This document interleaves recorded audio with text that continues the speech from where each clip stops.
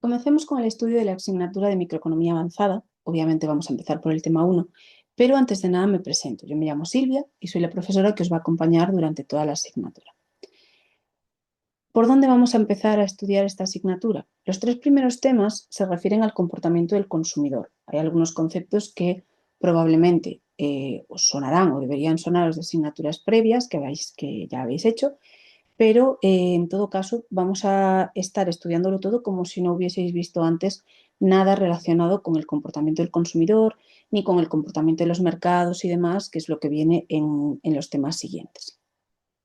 Entonces, dentro del comportamiento del consumidor vamos a analizar desde dos puntos de vista, digamos, vamos a hacer lo que se conoce como el análisis primal y el análisis dual y luego veremos algunas ampliaciones y vamos a empezar por el principio de todo, que es estudiar cómo se comportan los individuos a partir de sus posibilidades de consumo, ¿vale? Es decir, lo primero de todo, nosotros vamos a suponer que hay n bienes en la economía, es decir, vamos a definir cada bien al que vamos a llamar y que va a ser un valor entre 1 y n. XY sería la cantidad, el número de unidades que se consumen de un bien y por tanto tendríamos cestas de consumo que estarían formadas por eso, por unidades de hasta n bienes.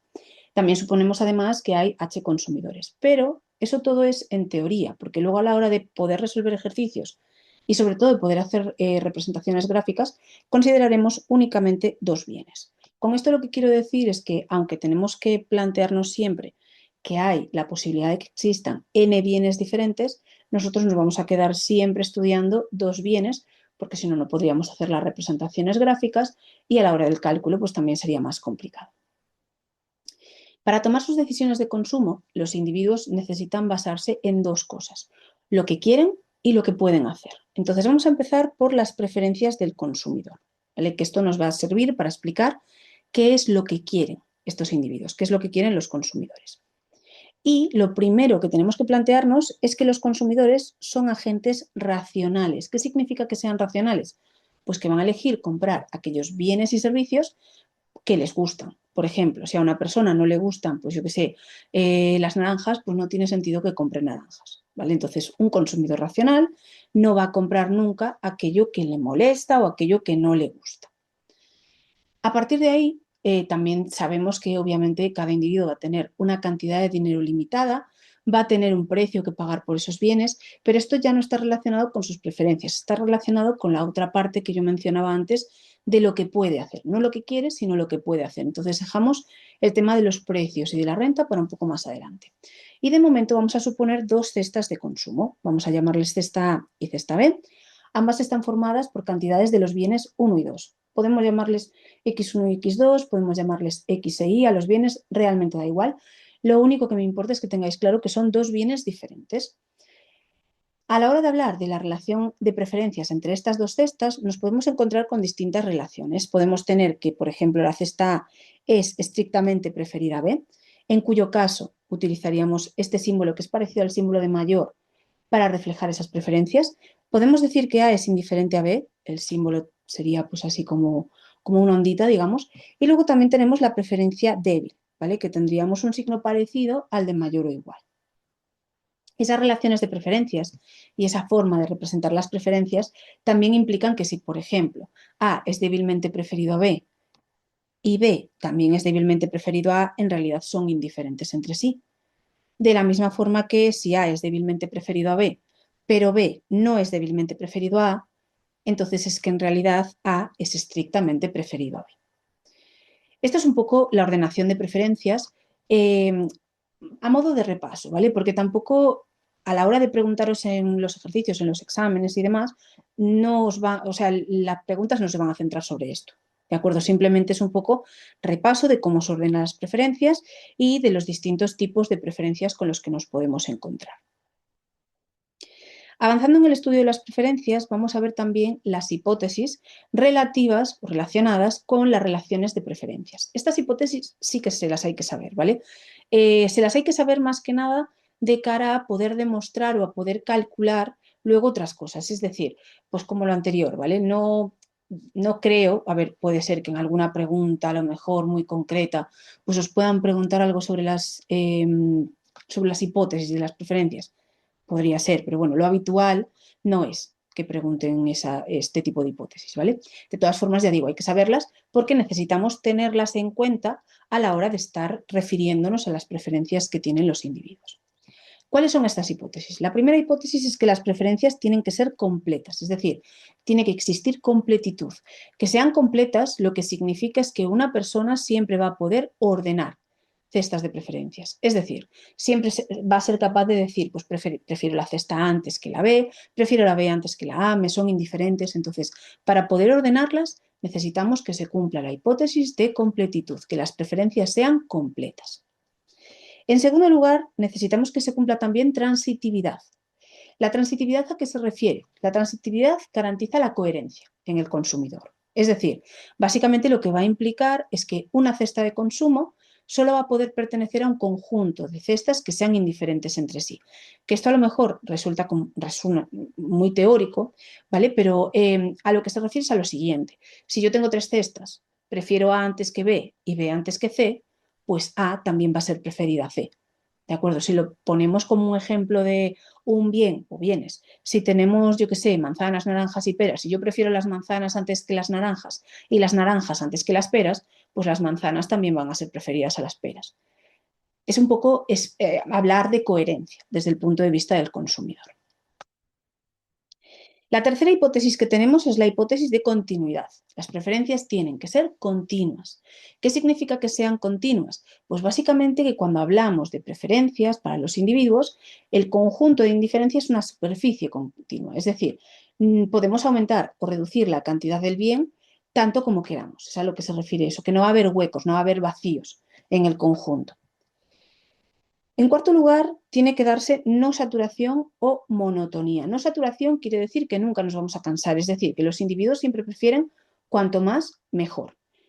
Obviamente, aquí dejamos fuera a un tipo de productos, digamos, que son los males, ¿vale? Los males son aquellos que una persona no quiere consumir. Entonces, si se cumple la hipótesis de no saturación o de monotonía, que viene siendo lo mismo, lo que estamos diciendo es que el individuo no tiene en cuenta los males. Es decir, que nunca se va a saturar, que siempre quiere cuanto más mejor de los bienes. La quinta hipótesis nos dice que tiene que existir convexidad estricta. Convexidad estricta significa lo siguiente. Vamos a empezar por lo que es la convexidad. La convexidad lo que nos dice es que si tenemos una combinación de 2 cestas de consumo, esa combinación es al menos tan preferida como cualquiera de las 2 cestas, ¿vale? Si nosotros nos fijamos en la convexidad estricta, esto nos sirve para la representación gráfica de las preferencias, que la vamos a ver ahora en un momento, que son las curvas de indiferencia. Que exista convexidad estricta significa que las curvas de indiferencia son precisamente eso, estrictamente convexas, ¿vale? Y básicamente eso nos lleva a que los individuos van a preferir aquellas cestas que tienen un poco de todos los bienes frente a cestas que tengan mucho de uno y poco o nada del otro. Y por último está la hipótesis de diferenciabilidad. La diferenciabilidad es un concepto de matemáticas. A lo que se refiere es a que se puedan hacer derivadas. ¿De acuerdo? Entonces, básicamente, esta hipótesis de diferenciabilidad lo que nos va a decir es que la inclinación, la pendiente de la curva de indiferencia, que es la que representa las preferencias, es única. Es decir, que va a tener diferente pendiente en cada punto de la curva. A partir de las 4 primeras hipótesis, vamos a poder crear lo que se conocen como mapas de curvas de indiferencia. Los mapas de curvas de indiferencia sirven para representar preferencias. Vamos a ver ahora cómo se representan y básicamente cumplen las siguientes propiedades. Las curvas de indiferencia tienen que ser continuas, consecuencia de la hipótesis de continuidad que hablábamos antes. Las curvas de indiferencia no van a ser crecientes por el supuesto de monotonía o de no saturación, ¿vale? Que lo que nos decía era que queríamos siempre cuanto más cantidad mejor. Las curvas de indiferencia no se cortan por transitividad, por aquello de la coherencia que hablábamos. Por cada punto solo va a pasar una curva de indiferencia, es decir, podemos ordenar las preferencias, que era el supuesto de completitud, y cuanto más alejadas del origen, mejor, que es el supuesto de no saciedad, o lo que es lo mismo, no saturación, o monotonía. ¿Vale? Se le puede llamar de las 2 formas a ese supuesto. Entonces, gráficamente, ¿cómo representamos las curvas de indiferencia? Nosotros vamos a partir siempre de la situación en la que estamos con una cesta de bienes es una combinación de dos productos. Aquí tenéis un gráfico en el que os pone producto A y producto B. Vamos a llamarle entonces a la cesta X para no liarnos. Y vamos a tener esa cesta, ¿vale? Que tiene una determinada cantidad del producto B y una determinada cantidad del producto A. Todas las cestas, todas las combinaciones de bienes que están en esta parte que lleva el número 4 en el gráfico van a ser menos preferidas. ¿Por qué van a ser menos preferidas? Porque estamos suponiendo que se cumple ese supuesto de monotonía, que hemos dicho que cuanto más mejor, y en la parte esta número 4, cualquier cesta va a tener menos cantidad de los dos bienes, por lo tanto, nunca puede ser más preferida que la cesta X, ¿vale? En todo caso, va a ser menos preferida, por eso, porque tiene menos cantidad de los dos bienes. Todas las combinaciones de bienes, todas las cestas que estén aquí en la zona 2, que también está sombreada, van a ser más preferidas. ¿Por qué digo que van a ser más preferidas? Pues básicamente porque estamos en una zona en donde tendríamos más cantidad de los dos bienes. Entonces digamos que la parte 2 es la parte en donde se sitúan aquellas cestas que son mejores que la cesta X, mejores en el sentido de que las preferimos porque tienen más cantidad, y en la parte 4 situaríamos las cestas que son peores que la cesta X, peores en el sentido de que tienen menos cantidad de los dos bienes. Por lo tanto, no nos gustarían tanto. ¿Qué pasa en las partes 1 y 3? En esas partes habrá cestas que sean mejores y cestas que sean peores e incluso cestas que van a ser indiferentes a la X. ¿Vale? Es decir, en esas dos zonas nosotros podemos encontrar cestas que aunque tienen diferentes cantidades del producto A y del producto B, al individuo le resultarían indiferentes. Si unimos todas las cestas de bienes que le son indiferentes al individuo, obtendríamos una representación gráfica del estilo de lo que acabo de dibujar, de esa curva de ahí, que es lo que se conoce como una curva de indiferencia. Una curva de indiferencia que representa, por lo tanto, pues representa todas las cestas, todas las combinaciones de bienes que al individuo le resultan indiferentes entre sí, es decir, que le suponen la misma satisfacción que la cesta que estamos estudiando, en este caso la cesta X. Esas curvas de indiferencia al final nos sirven para delimitar qué es lo más, que preferimos por encima de esa cesta y qué preferimos qué es lo que está por debajo, ¿vale? Entonces nos sirven para delimitar un poco el conjunto de preferencias que tienen los individuos. Pero básicamente sería eso, construir, calcular, bueno, más que calcular, representar cuál es esa curva de indiferencia nos permite llegar a esa situación, a ver qué sería mejor y qué sería peor para el individuo con respecto a esa cesta X que era la que estábamos estudiando. En cuanto a las preferencias, no solamente tenemos que fijarnos en cómo las representamos, que serían las curvas de indiferencia, sino que necesitamos también una expresión matemática para poder definirlas, ¿vale? Para poder trabajar con estas preferencias. Y esa expresión matemática es lo que se conoce como una función de utilidad. ¿De acuerdo? ¿Qué es una función de utilidad? Pues una función de utilidad básicamente es la representación matemática de las preferencias de los individuos. En general, si yo tengo dos cestas de bienes y una es estrictamente preferida a la otra, significa que me supone mayor nivel de utilidad. Si son indiferentes, es que la utilidad es la misma. Y si son débilmente preferidas una a la otra, es que la utilidad es mayor o igual. Es decir, al final es trasladar esas relaciones de preferencias a una expresión matemática, que es la propia función de utilidad. Que se cumplan las 6 hipótesis que nosotros habíamos visto antes sobre las preferencias, lo que nos garantiza es que la función de utilidad es continua y dos veces diferenciable, porque tenemos un orden de preferencias que es continuo, va a ser monótonamente creciente, estrictamente cuasi cóncava y representa además órdenes de preferencia. O sea, no nos importa el número, lo que nos importa es el tipo de relaciones que representan. Esto de que represente órdenes de preferencia significa que si yo tengo una transformación monótona de una función, me va a seguir representando el mismo tipo, el mismo orden de preferencias, ¿vale? Entonces, bueno, si se cumplen todas estas hipótesis, tendríamos lo que se conoce como una función de utilidad regular. Pero, en general, siempre que se cumplan las hipótesis sobre las preferencias, que veíamos antes, pues se van a cumplir estas 4 condiciones. Yo antes os representaba la curva de indiferencia y os decía que eso nos decía pues todas las situaciones, las combinaciones, digamos, de bienes que le suponían al individuo el mismo nivel de satisfacción. Bien, pues con respecto a la curva de indiferencia, hay un concepto que también es muy importante, que es su pendiente, que en concreto va a tener pendiente negativa. ¿Qué es lo que nos dice la pendiente de la curva de indiferencia? Pues nos dice la cantidad a la que el individuo está dispuesto a sustituir el consumo de un bien por el consumo de otro, sin que varíe su nivel de satisfacción, es decir, manteniéndonos sobre la misma curva de indiferencia. ¿Vale? Por lo tanto, es eso. El individuo está dispuesto a sustituir el consumo de un bien por otro a una determinada tasa, que es esa pendiente, sin que varíe el nivel de satisfacción. Por ejemplo, si la relación marginal de sustitución, que va a ser negativa, entonces vamos a cogerla con signo negativo, fuese -3, ¿qué significaría? Pues significaría que estaría dispuesto a renunciar a 3 unidades del bien 2, perdón, pues todos, a 3 unidades del bien 2 para aumentar el consumo del bien 1 en una unidad. ¿Vale?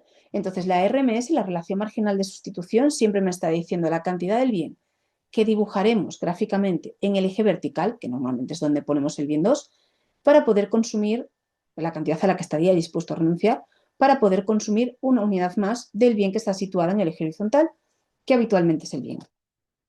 Y a esto se le llama relación marginal de sustitución, que no deja de ser la pendiente de la curva de indiferencia.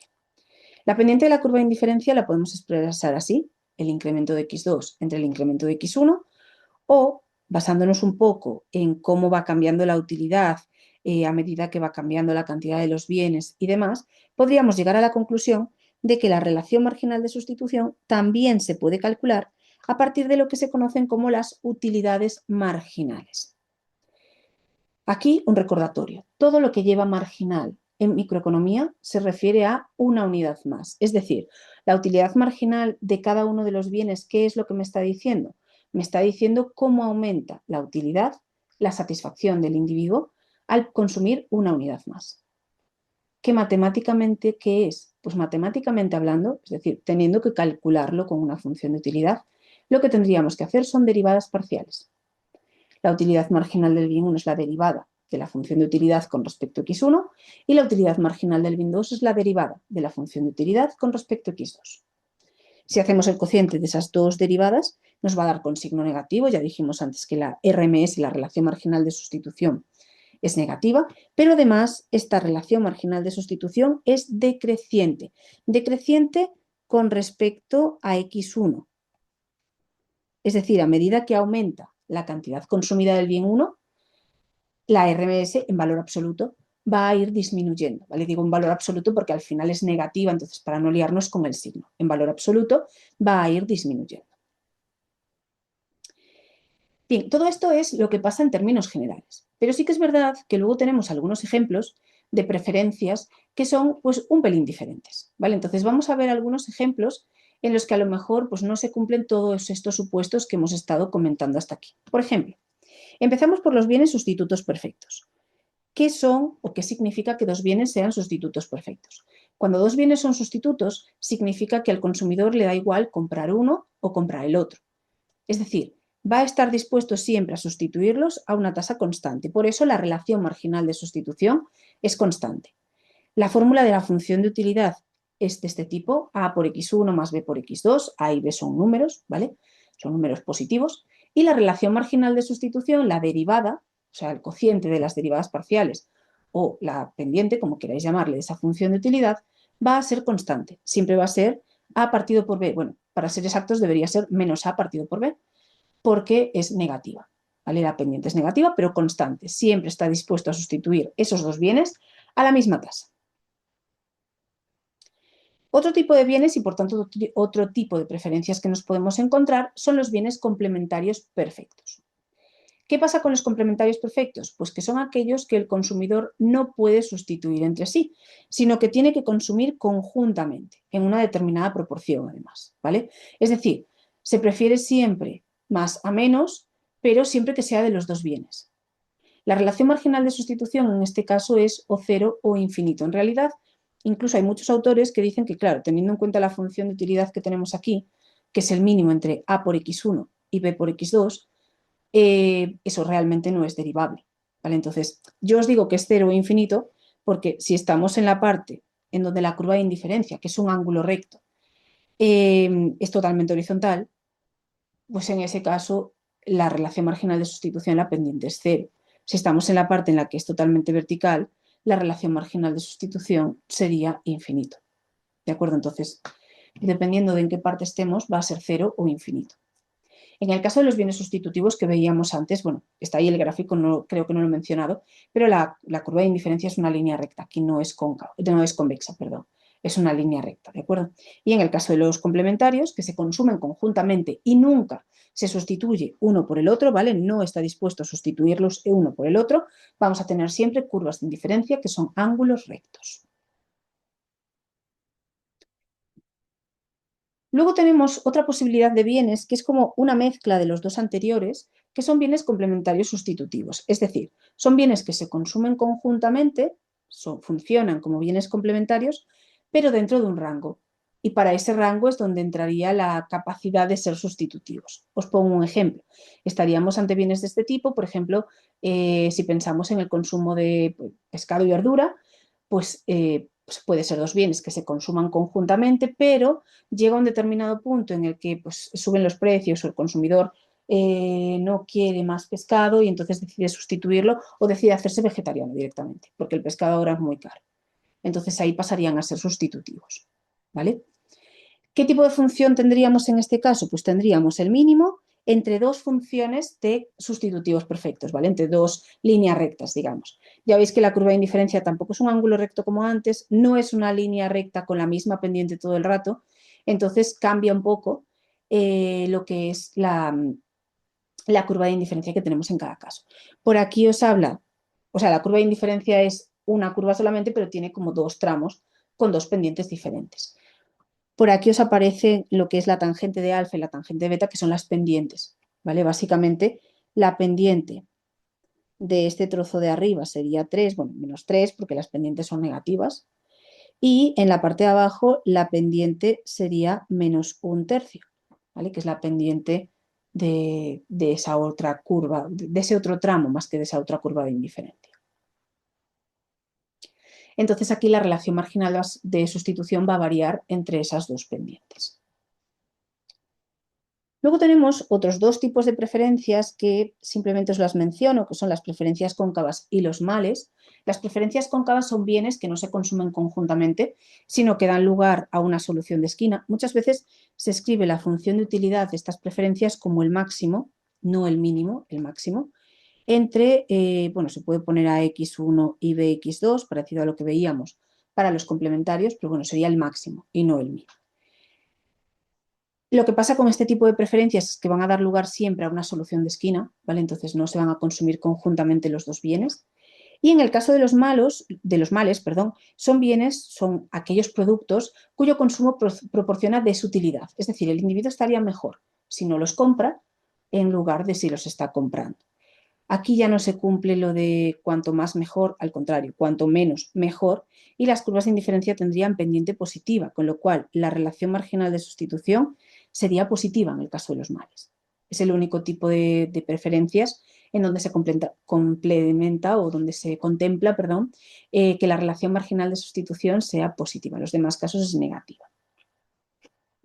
Estos casos, estos ejemplos de preferencias serían casos particulares en los que no se cumplen todos los supuestos que habíamos visto o todas las hipótesis que habíamos visto con respecto a las preferencias. Esta es la parte de lo que quiere el individuo, ¿vale? Entonces vamos ahora con lo que puede. ¿Qué es lo que puede hacer? Y lo que puede hacer va a estar determinado porque cada uno de los bienes que consumimos tiene un determinado precio. Y nosotros cuando compramos ese bien estamos realizando un gasto, que el gasto es el precio por la cantidad. Pero es que ya no solamente eso, cada consumidor tiene una determinada cantidad de dinero, una renta.